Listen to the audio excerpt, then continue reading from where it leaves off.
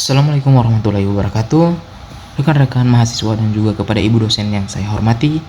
Di sini saya akan membahas topik yang sangat fundamental dalam studi pembangunan, yaitu bagaimana globalisasi berinteraksi dengan pembangunan, khususnya dalam bidang sosial dan budaya. Kita masuk di pembahasan yang pertama. Mari kita samakan persepsi tentang dua istilah kunci. Yang pertama, pembangunan. Di sini adalah upaya terencana negara untuk meningkatkan kualitas hidup rakyatnya, mencakup pendidikan, kesehatan, hingga tata kelola politik. Yang kedua, globalisasi sosial budaya adalah proses mengalirnya ide, nilai gaya hidup, dan tradisi secara cepat yang didorong oleh media dan internet, membuat batas antara negara terasa kabur. Intinya, globalisasi adalah sebuah transformasi sosial besar-besaran yang kini menjadi kekuatan pendorong utama sekaligus tantangan bagi setiap agenda pembangunan nasional. Selanjutnya kita akan masuk ke peran positif. Kita mulai dari sisi positifnya. Globalisasi dapat menjadi katalisator pembangunan sosial budaya yang luar biasa. Yang pertama, peningkatan kesadaran kritis. Keterbukaan informasi global membuat masyarakat kita lebih sadar dan menuntut hak-haknya. Mereka belajar standar hak asasi manusia atau HAM dan praktik demokrasi yang baik dari seluruh dunia, yang pada akhirnya mendorong pemerintah kita untuk lebih transparan dan akuntabel. Yang kedua, akses pendidikan universal. Ini adalah revolusi dengan e-learning atau MOOCs.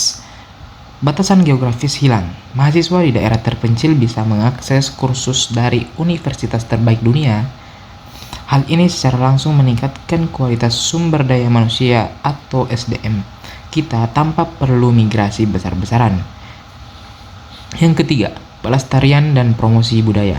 Globalisasi bukan hanya tentang impor budaya asing, tapi juga ekspor budaya kita. Melalui digitalisasi, warisan lokal seperti tari, musik, atau kuliner dapat dipromosikan ke panggung dunia yang berujung pada peningkatan apresiasi domestik dan juga mendorong sektor pariwisata budaya. Kemudian kita masuk tantangan negatifnya. Globalisasi adalah pedang bermata dua. Ada 3 tantangan besar yang mengancam struktur sosial dan budaya kita. Yang pertama, erosi budaya lokal atau homogenisasi. Dominasi budaya populer dari negara maju sering disebut westernisasi sangat kuat. Kita melihat peningkatan konsumerisme dan materialisme, serta pudarnya penggunaan bahasa daerah karena kaum muda lebih terikat pada tren global daripada akar lokal. Yang kedua, peningkatan individualisme. Nilai-nilai kolektif yang menjadi ciri khas bangsa kita seperti gotong royong dan musyawarah mulai melemah. Masyarakat cenderung fokus pada kepentingan pribadi yang bisa merusak kohesi sosial dan solidaritas komunitas. Yang ketiga, kesenjangan digital. Ini adalah masalah pembangunan yang krusial. Perbedaan akses ke teknologi internet cepat, gadget canggih antara kota dan desa menciptakan jurang pemisah. Akibatnya, kelompok yang tidak memiliki akses tertinggal dalam pendidikan, peluang kerja, dan informasi, hingga kesenjangan sosial ekonomi justru melebar. Di balik hal itu, ada strategi pembangunan budaya. Menghadapi tantangan ini, pembangunan sosial budaya tidak boleh pasif. Kita perlu strategi adaptif yang kuat. Yang pertama, penguatan pendidikan karakter. Hal mendasar adalah menanamkan nilai-nilai luhur bangsa sejak dini. Pendidikan karakter berfungsi sebagai filter agar generasi muda mampu memilah dan memilih pengaruh asing yang positif, serta menolak yang negatif. Yang kedua, pengembangan literasi digital. Masyarakat harus dilatih tidak hanya menggunakan gawai, tetapi juga menyaring informasi, melawan hoax, dan memanfaatkan teknologi untuk tujuan yang produktif, bukan sekedar konsumtif.